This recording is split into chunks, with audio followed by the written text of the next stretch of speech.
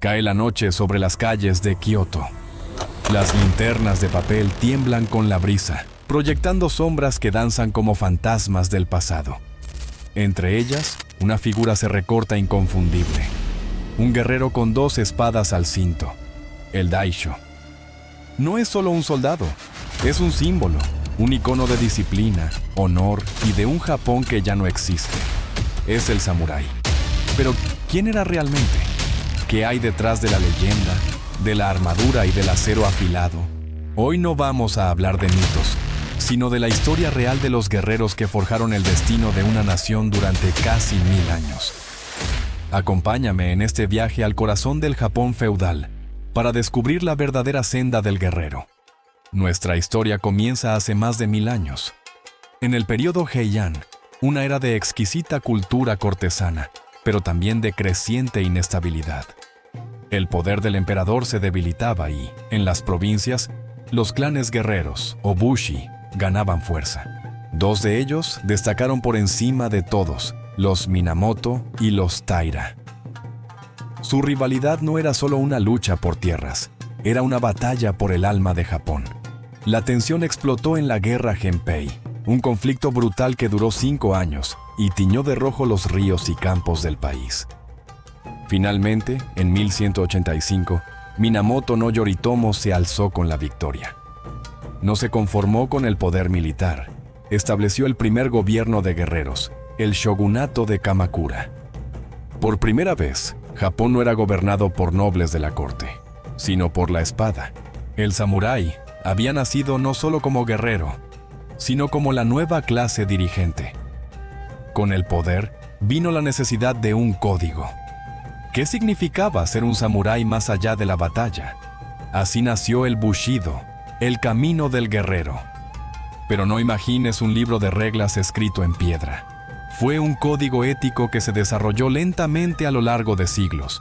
Sus pilares eran 7 virtudes: rectitud, coraje para hacer lo correcto, compasión hacia los demás, respeto en cada gesto, honestidad absoluta, honor como bien más preciado, y por encima de todo, lealtad inquebrantable a su señor. Sin embargo, no debemos idealizarlo.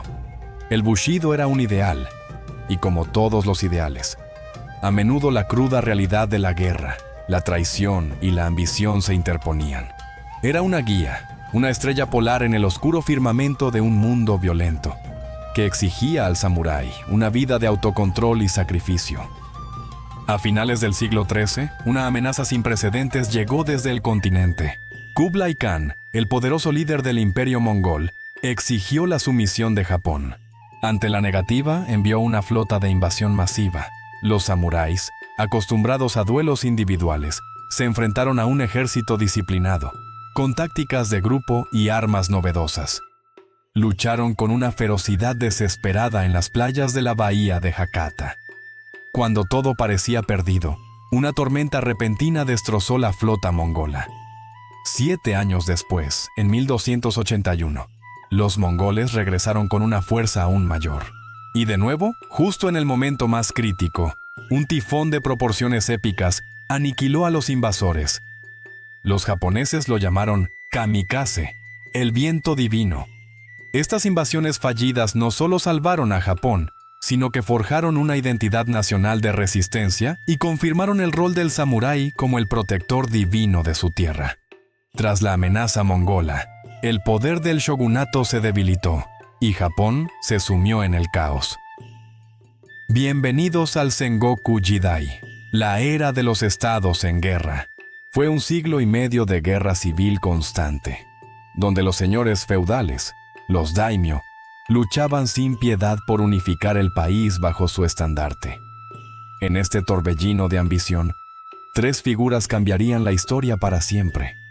El primero, Oda Nobunaga, un estratega brillante y despiadado que entendió el poder de las armas de fuego portuguesas, los arcabuces, y las usó para aplastar a sus enemigos.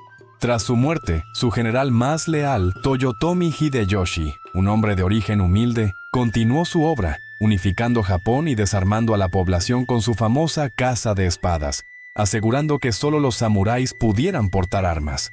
pero fue Tokugawa Ieyasu, el más paciente y astuto de los tres, quien se alzó con la victoria final en la decisiva batalla de Sekigahara en 1600. Ieyasu estableció un nuevo shogunato que traería a Japón más de 250 años de paz. La era de la guerra había terminado. Con la paz del período Edo, el samurái se enfrentó a una crisis de identidad. ¿Qué hace un guerrero cuando no hay guerras que luchar? Se transformó. El samurái dejó la armadura por el kimono y se convirtió en burócrata, administrador, poeta y erudito. El campo de batalla fue reemplazado por la ceremonia del té, la caligrafía y el estudio de los clásicos. Su espada, la katana, también cambió de propósito.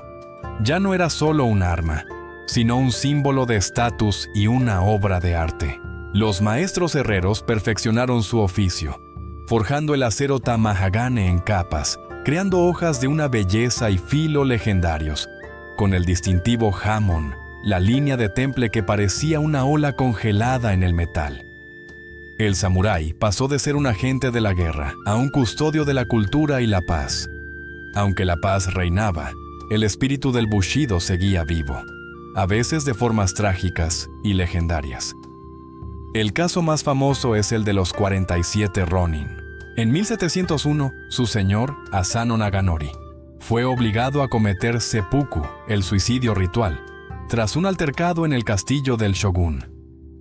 Sus samuráis se convirtieron en Ronin, guerreros sin maestro. Durante 2 años planearon su venganza en secreto. Finalmente, en una noche de invierno de 1703, asaltaron la mansión del hombre que había deshonrado a su señor y lo mataron, cumpliendo con su deber de lealtad.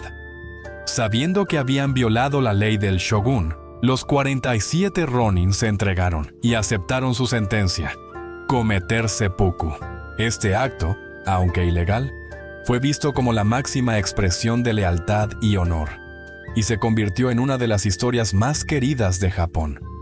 Nos recuerda que el seppuku no era una glorificación de la muerte, sino un acto extremo para preservar el honor en un código muy estricto. Durante más de 2 siglos, Japón vivió en un aislamiento autoimpuesto bajo el shogunato Tokugawa. Pero en 1853, todo cambió. 4 barcos de guerra estadounidenses, los Barcos Negros, comandados por el comodoro Matthew Perry, llegaron a la bahía de Edo con una demanda simple: abran sus puertos al comercio o enfrenten las consecuencias. El poderío tecnológico de Occidente era abrumador. El shogunato, incapaz de resistir, cedió.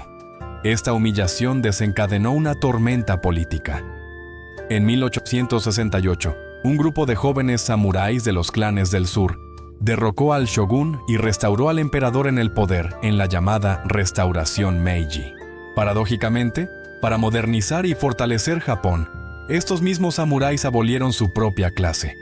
En 1876, la ley Haitorei prohibió portar espadas en público.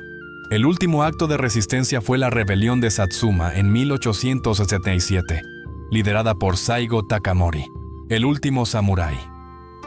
Su ejército tradicional fue aplastado por el nuevo ejército imperial. La era del samurái había llegado a su fin. El samurái como clase guerrera desapareció, pero su espíritu perdura. ¿Qué nos queda de ellos hoy? Nos queda un legado profundo que ha moldeado la cultura japonesa y fascina al mundo entero. La búsqueda de la excelencia en cualquier arte o profesión, el respeto profundo en las relaciones sociales, la importancia del autocontrol y la disciplina personal. Vemos su eco en las artes marciales como el kendo o el judo, en la dedicación de un artesano y en la ética de trabajo de toda una nación. La historia del samurái no es solo una crónica de batallas y espadas. Es una historia sobre la búsqueda del honor, el deber y el significado de una vida bien vivida, incluso frente a la muerte. Una lección atemporal que sigue resonando con fuerza en nuestro mundo moderno. Si te apasiona desentrañar los secretos del pasado tanto como a nosotros, este es tu lugar. Gracias por acompañarnos en este viaje.